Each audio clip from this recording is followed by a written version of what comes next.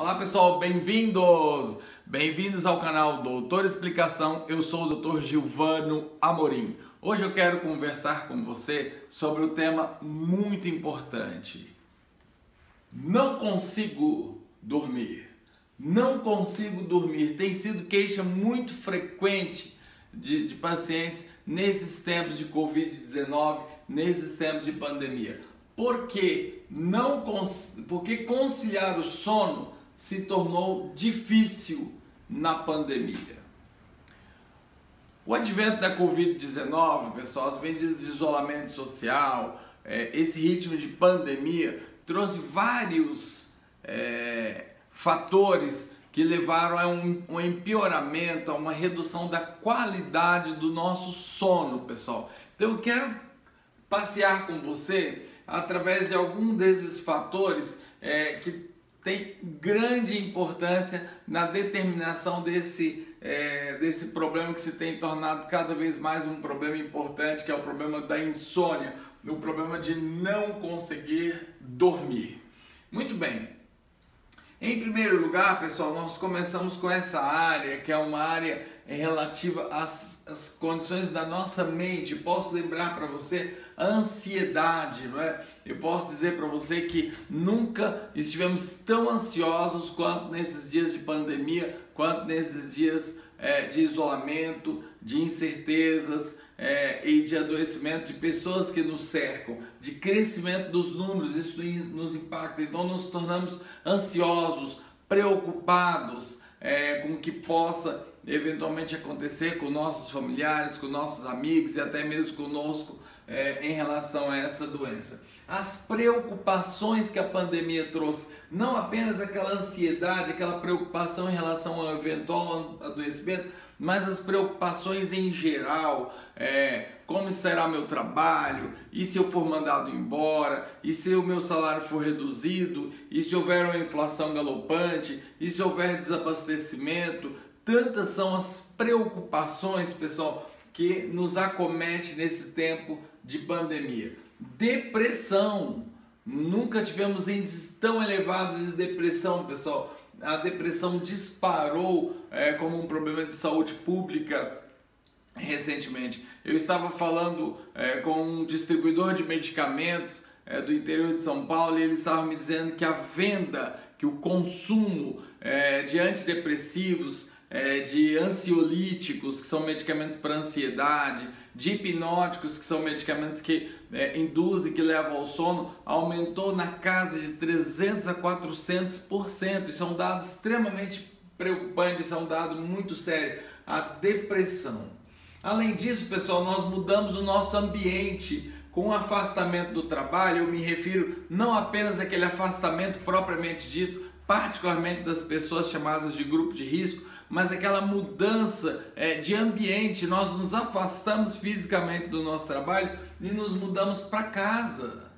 Então esse ambiente de home office, transferindo, traduzindo ou transformando a nossa casa no escritório, esse quadro de homeschooling, que é o estudar em casa, é o ter aulas em casa. As nossas escolas de todos os níveis, da noite para o dia, se tornarem EAD, se tornarem educação à distância, e nenhum de nós estávamos preparados para isso. Esse cenário, então, pessoal, vai mexendo no nosso sono. Aqui, em particular, nessa área da mudança do ambiente de trabalho, do home office, do homeschooling, a mudança da caracterização da nossa casa traz uma alteração que confunde o nosso cérebro. Muitas vezes a nossa própria cama se torna um espaço onde nós trabalhamos, para onde nós levamos o nosso notebook, onde nós desempenhamos nossas atividades profissionais. Então aquele instrumento que era um instrumento que o cérebro condicionava com a ideia de sono, agora está condicionado com a ideia de estar acordado, de produzir, de trabalhar. Percebe como isso já vai confundindo o nosso cérebro?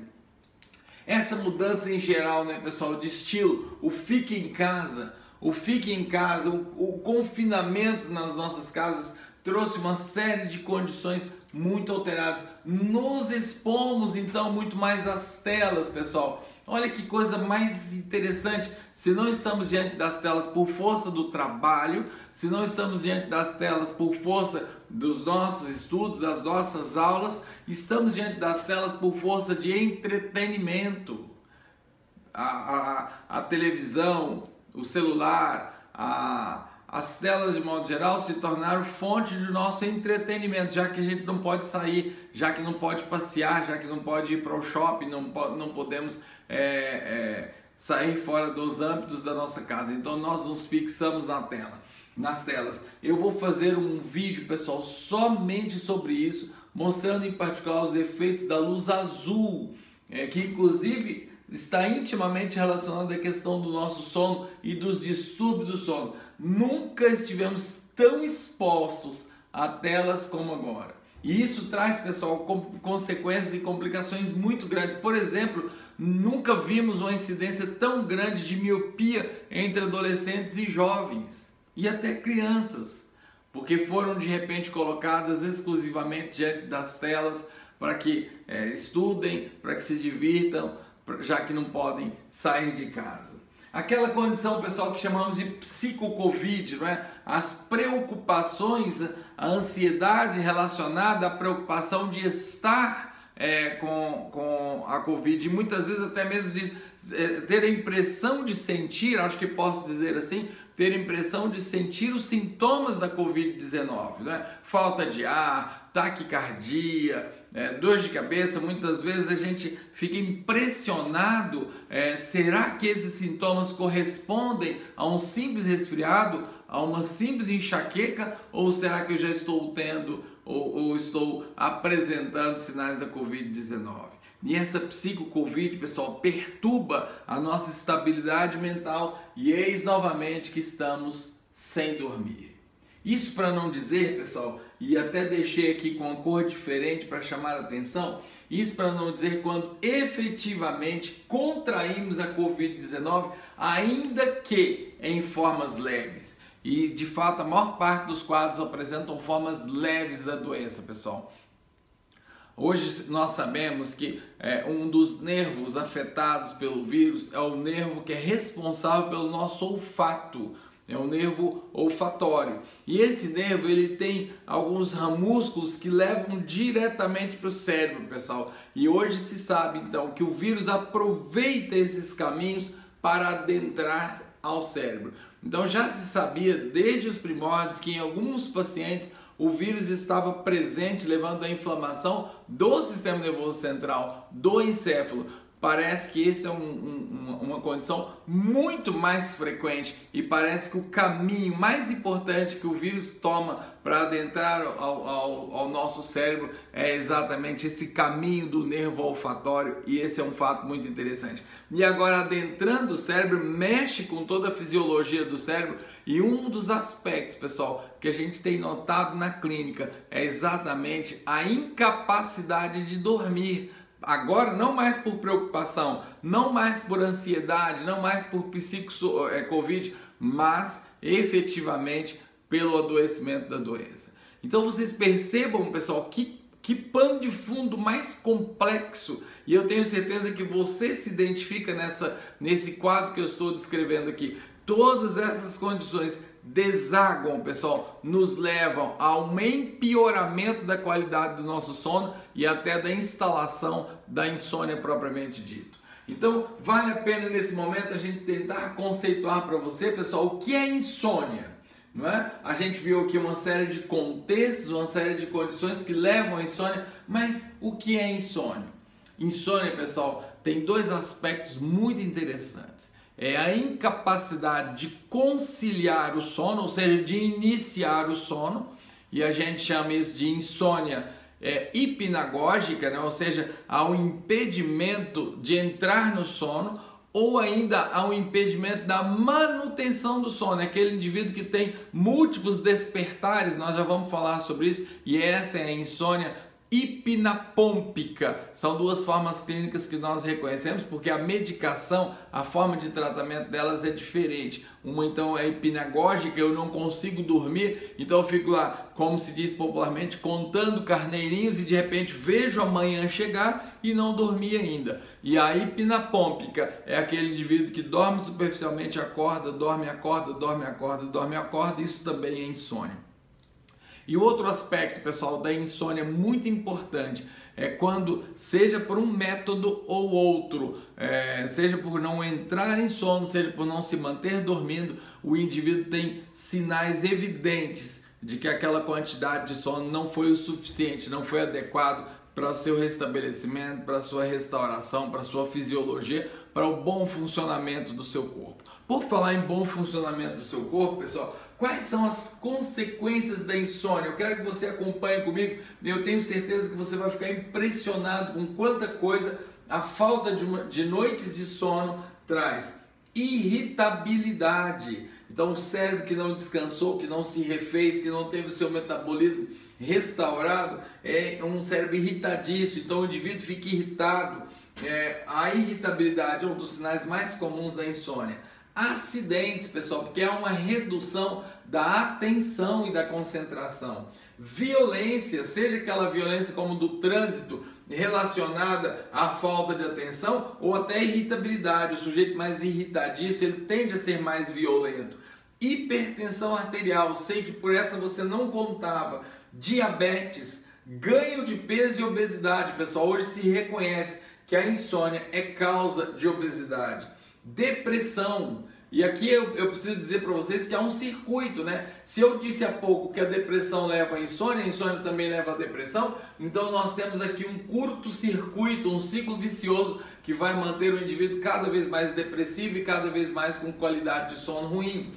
Problemas cognitivos, problemas de memória, problemas de função cerebral, então é um indivíduo que não aprende, que esquece com facilidade, que começa a ter mau desempenho nas suas funções profissionais, por exemplo, e até mesmo quadro de demências, pessoal. Demências são quadros degenerativos, aqueles pacientes que passam anos a fio em insônia, sem uma qualidade de sono adequada, vão ter então um quadro de degeneração cerebral, e esse é um quadro, são quadros bastante sérios.